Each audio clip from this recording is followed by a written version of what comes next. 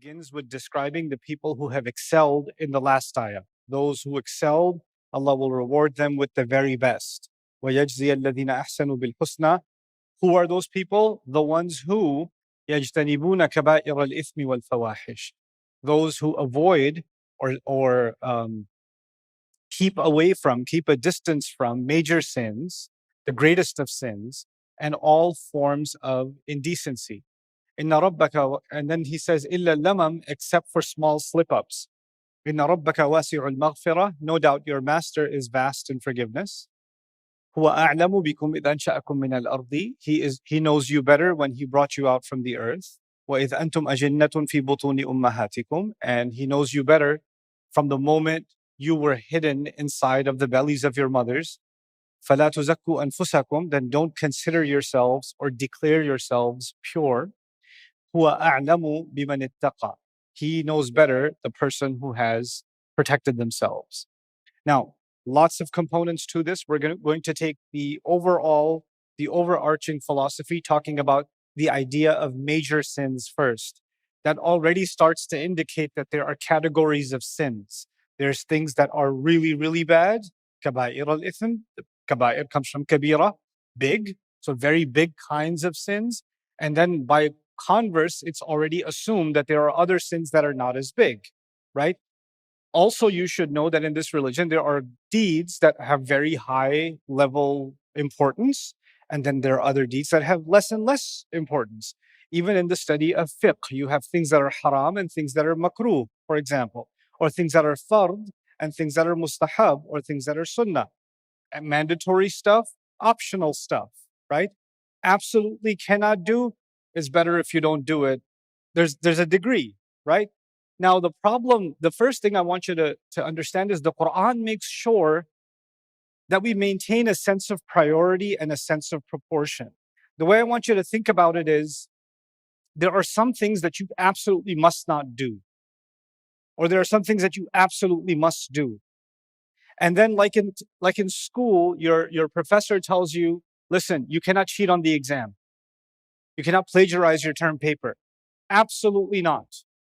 And he also says, don't be late to class, right? But he's not going to expel you from the university for being late to class. You cannot put those in the same category. You understand that, right? But if you're, and don't skip classes. But if you skipped a class or you skipped 2 classes, you're still not too bad of a place. You understand? But if you skipped every class the entire semester, but you handed in your term paper, is that still a problem? Yeah. So a small infraction, but done repeatedly, can become a big problem. It's a small infraction, but it's being done repeatedly. But the other thing is, if he says, don't come late to class, and you say, okay, fine, I won't come late to class, but you cheat on the exam. And then when he's expelling you from the university, you're like, I was never late, right? So there's something wrong with you, because you have a twisted sense of proportion.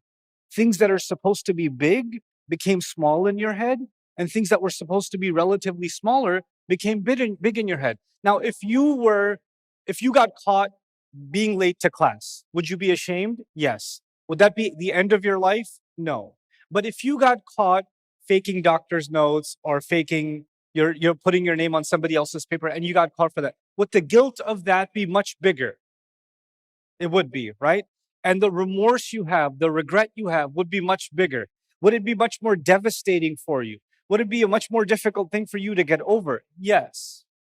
But being late to class and you're depressed about it for the next 5 days, I can't believe 3 minutes late. I don't even know how to. Then you, again, have a psychological disorder. You have a problem.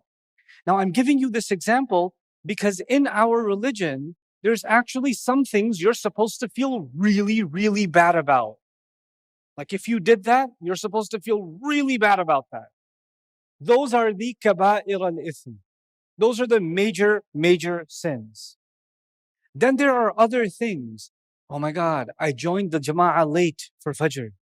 Oh, I missed my sunnah prayers. Oh, I walked into the house, but with my left foot. I forgot to say Bismillah before I ate the burger. Or whatever.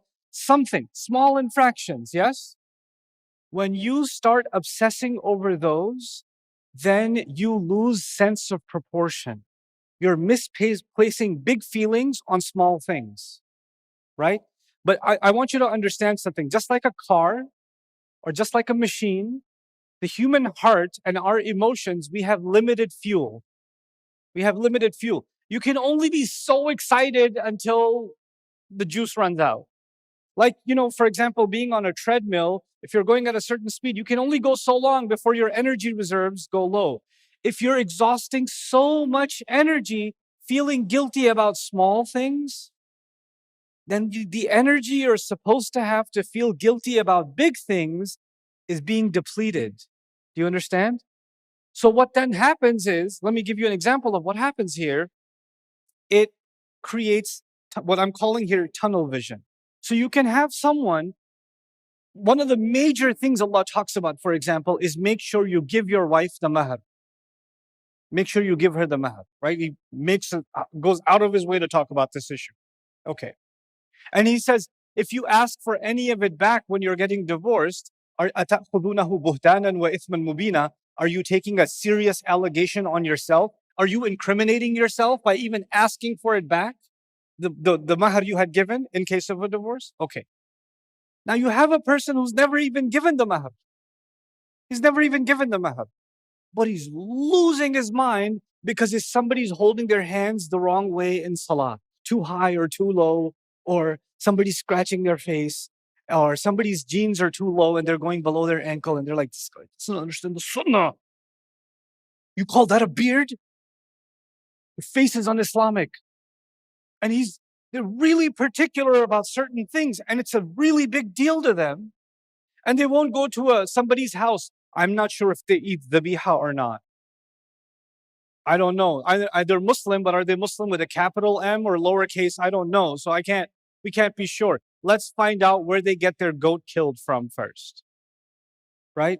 But the same person is completely okay eating the haram money that was supposed to go to his wife. No problem. No problem. You know what that is? A twisted sense of what? Proportion. These ayat, then when Allah says, the people who excel, they stay away from major sins. What does that tell you? They're vigilant. They're on guard about the right major things. And even though the smaller things are important, they're valuable, they don't get lost in them to the point and get obsessed with them to the point where the major things they're supposed to be dealing with are now getting lost. They're not even fulfilling those responsibilities.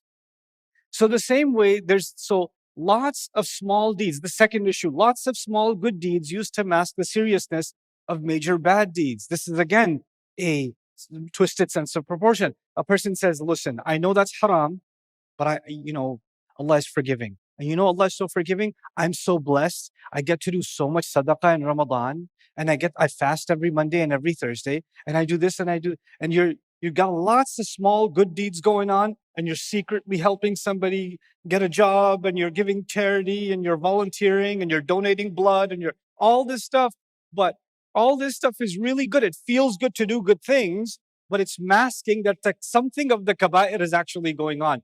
Yeah, I own like 4 liquor stores, but I use the money for a good cause. I go to Hajj every year with beer money, So I don't drink it. I just drink the Zamzam when I go there. So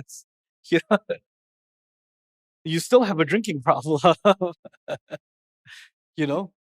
So what happens then is when you have this twisted sense of proportion, you try to compensate for that in your own ways. You tell yourself, hey, listen, I know I'm messed up and I'm doing some kaba'ir al-ithm, but because I'm doing these little good things, it's not like Allah's not going to count any of it. So you're assuming that's how it works. إِن يَتَّبِعُونَ إِلَّا الظَّنَّ. And you're hoping that because you love to do these good things, but you also love to do these major sins, that you can hold on to all of the stuff that you love and not step out of your comfort zone. وَمَا تَهْوَى الْأَنفُسِ. These ayat the concepts of these ayat are intertwined with each other. كِتَابٌ أُحْكِمَتْ آيَاتُهُ. A book whose ayat are stitched together with each other.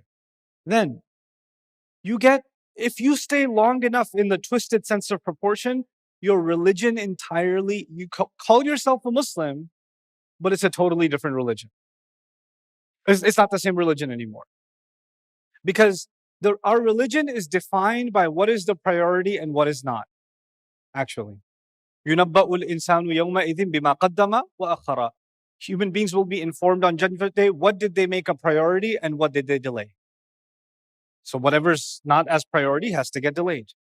When small things become your priority, that means big things get delayed. And when big things get delayed, you get the thing that's on your mind the most starts shaping your worldview. It starts shaping your thought process. It starts shaping your opinion of things. When someone, for example, is obsessed with tajweed, tajweed is great. I love tajweed. Obsessed with tajweed. When they're praying, all they're thinking about is what? MashaAllah, that qalqala though. That mud, I was counting 1, 2, 3. It was perfect. Allahu Akbar. To them, the religion itself, even though they're not saying it, the religion itself has become what? Tajweed. And when someone says Qur'an, they're not thinking the hikmah of the Qur'an, the wisdom of the Qur'an, the guidance of the Qur'an, the reminder of the Qur'an, the thinking through the Qur'an, the instructions of the Qur'an. You know what they're thinking? The ghunnah of the Qur'an, the qalqala of the Qur'an. I love Qur'an. When they say I love Qur'an, they mean something else. It's a different religion now. This shift in what the religion means to you, that happens when the sense of proportion is twisted. The essence of Islam is redefined. But then the scariest part, when all sins are deemed equal, when the small and big becomes equal, then I wrote here the floodgates open. Let me tell you what that means.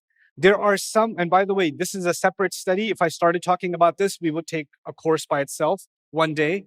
All the major sins Allah talks about in the Quran, all of them are addictions. All of them are addictive. And human beings to this day are suffering from each one of them as an addiction. Whether it's zina or alcohol or gambling, go through the gambit. Go through the gambit. They're all addictions, you know, and they're all like perpetuated. Like even riba is something that compounds and compounds. Alcoholism compounds and compounds. Addictions, gambling, it keeps on getting worse and worse and worse and worse and worse. It enhances. Those are the kinds of things that Allah has deemed kaba'ir. Fine. Your problem, you cannot protect people from the truth and say if they find the truth, they'll use it the wrong way. Listen, if somebody wants to use something the wrong way, they can even use the Quran the wrong way. And people have. يُضِلُّ بِهِ كَثِيرًا وَيَهْدِي بِهِ كَثِيرًا. They've used it. The Quraysh even used Surah Al-Najm the wrong way and said, oh, Lat, Manat, and Uzza are legit. So this logic that somehow we have to protect the people and not tell them that this is not black and white because otherwise they will be fitna. Look around you, bro. How much more fitna you want before you say we're protecting them from fitna? What planet are you living on?